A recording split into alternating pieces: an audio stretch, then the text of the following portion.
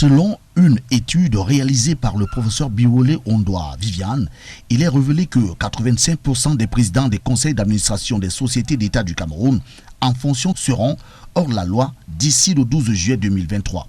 Et selon le même document, ils sont tous, pour la plupart, ces présidents de conseils d'administration pris sur le coup de la longévité. Quelques exemples pour s'en référer, selon le tableau réalisé par l'universitaire et spécialiste du management public. À la tête du conseil d'administration de INEO Cameroun, tenez par exemple Séraphin Magloire Fouda, le non moins secrétaire général des services du Premier ministre, en a déjà passé 13 ans comme président du conseil d'administration.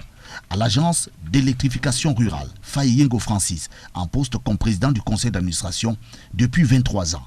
Pour ne citer que ces deux-là, la liste étant loin d'être exhaustive sur les cas, il en ressort qu'il serait intéressant de questionner leur longévité et à l'évidence leur efficacité. Longévité ne rimant toujours pas avec efficacité et vice-versa.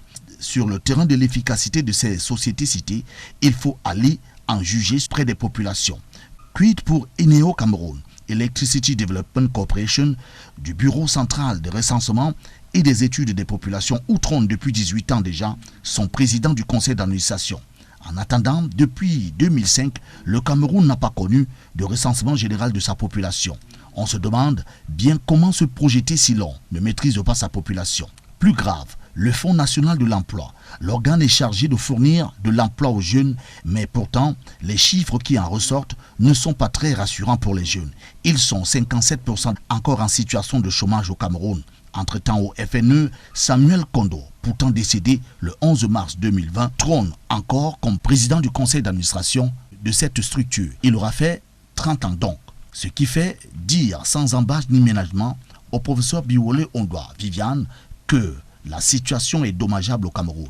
Et bien plus que l'enracinement des dirigeants n'est toujours pas propice à la performance des entreprises. Celles concernées dans ces cas ont une contre-performance décriée depuis plus de 10 années consécutives.